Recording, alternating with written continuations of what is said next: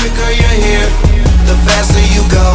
That's why where I come from, the only thing we know is Check out Major Key Physiques for the best in sports apparel and workout accessories. They have free shipping worldwide for all orders over $150. Use discount code JACOB10 for an extra 10% off. Enjoy the video, and I'll see you there. Alright guys, what is up? Welcome back to another video. In today's video, we are looking at Red Grange. His name's Red. Now I don't know if that's a nickname, or if it's his first name shortened, or if it's middle name. In fact, you know what? Before we do go on, it's such an interesting name that I do want to find out. Red Grange. Why is he called Red?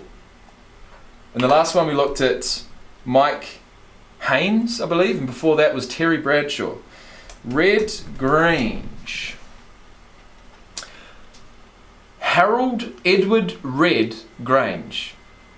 Okay, so Harold Edward, nicknamed the Galloping Ghost, was an American football halfback for the University of Illinois, the Chicago Bears, and for the short-lived New York Yankees. What? The Yankees were a football team? From 1926? He was born in 1903. Holy shit, look at his freaking headgear. The team was a member of the American Football League in 26 and later the National Football League from 27 to 29. They played their home games at Yankee Stadium. I do not think an American football team would be able to get the license to use that name nowadays. They would be paying millions, billions.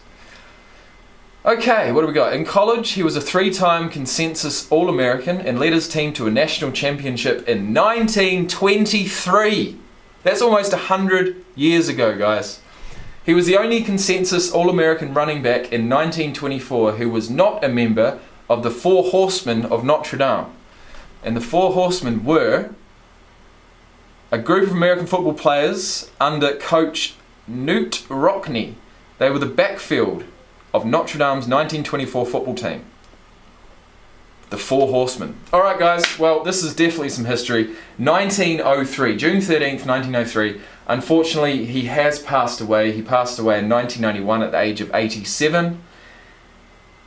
And he was 5'11", a slight 80 kilos, but we're talking in the 20s, guys. So anyways, let's get into this. This is going to be interesting. Let's see what people have to say about Red Grange.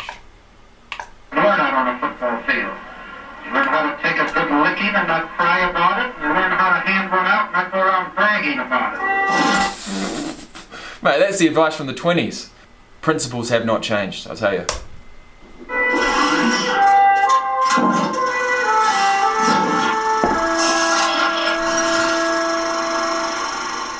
Not even Paul Bunyan's Blue Ox had a mythology greater than Harold Red Grange, whose life and times were fertile ground for many. I can't believe, how did they have film in the 1920s? I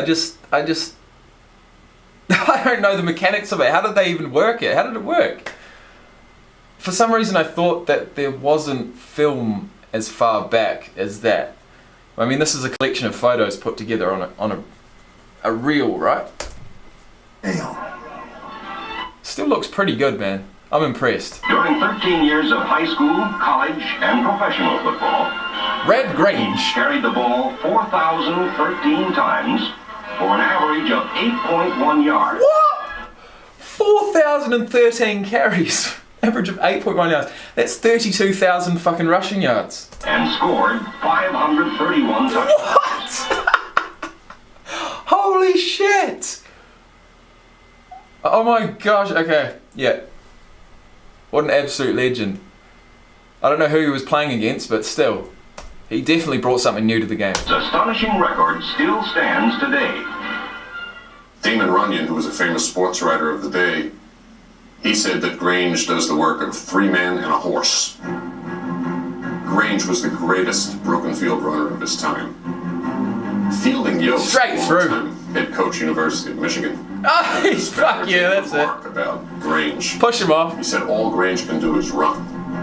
To which Bob Zupke, the Illinois... If you were the running back and your blocker was right in front of you and you saw the defender coming, you would literally well, you wouldn't actually try and push him into the defender, but you'd get a bit of leverage off that blocker. And if you can make him run into the defender and push yourself off and go in the other direction, that's ideal, isn't it? I don't know how they'd feel about it. I don't know how the blockers would feel about it. It's a team game, guys. Come on. Invoking the name of a famous opera singer of the day, all Galacurci can do is Go sing. Red!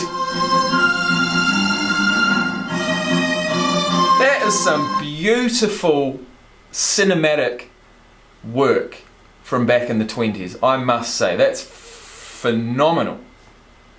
This shot back here,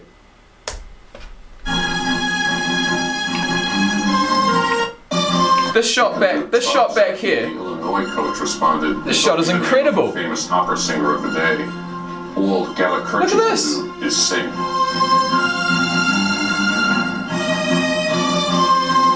Bang off the left, there you go. But his place among the greatest players in NFL history has to do more with the stability that he brought to the league. Well, when I came into pro football in the 20s, it was really a nothing game. I took quite a beating in the press and from the different... There you go, mate, go! Oh, what a great step. Probably I would have... And he's got the breakaway speed too. Look at the ref! I joined the Looks like a frickin' French pastry chef. Football. I didn't catch that. Joined the pro football. Probably I would have been thought more of had I joined the Capone mob in Chicago instead of professional football. I remember President Coolidge greeting us, and the senator introduced us as George Halas and Red Grange with the Chicago Bears. And I remember President Calvin Coolidge's remark. He said, "Young man, I'm glad to know you." He said, "I always like animal acts." The Iceman from Wheaton, Illinois, soon had his anonymity melt away. Red Grange's skills made him a star. Then his legend grew as fast as his list of endorsements. Candy bars, cigarettes, a fountain pen. Far out, man. Look at these. Look at what the sponsorships on offer back in the 20s and 30s. I love it. It doesn't hurt to have a good nickname. The Galloping Ghost. Ghost has to be one of the best nicknames any football player's ever had. He was so big, even 50 years after he last carried the ball, his name still resounded in the sports world. It evokes an era when the films that were made of football games weren't of great quality. They had sort of that ghost-like look to them. They weren't quite sure who was who until one guy would emerge from the pack, run away from everybody else for a touchdown. Oh, that's Grange. Yeah, that's pretty grainy, I must say. That's Grange. Oh, that's Grange right there. You know what? Just for fun, we're going to slow that one down and try and get it at normal speed. Just this last run here. That's Grange right there. Nah, that's too slow. Put it at 0.75, see what happens. That's Grange. It would emerge from the pack, run. Watch this. Let's watch Grange go, full speed. Boom! Loud the left. Oh, straight through, spies the gap. He's got the pace, and he's gone. Beautiful, Red. Thanks, buddy. All right. Well, I'm looking forward to this one. Ray Nitschke. I've definitely seen him. He's It might be the video titled "The Ugliest Player in NFL History" by KTO. I think that was about Ray Nitschke. Anyways, guys, I'm looking forward to this. I don't think I've seen this particular video. So if you have enjoyed this particular video, hit that like button. If you want to subscribe, please do. And the next time you see me, we'll be back here watching good old Ray Nitschke. I can't remember his nickname. I'm pretty sure it was the ugliest man in the NFL. Anyway, we're about to find out. So I'll see you soon. Peace out.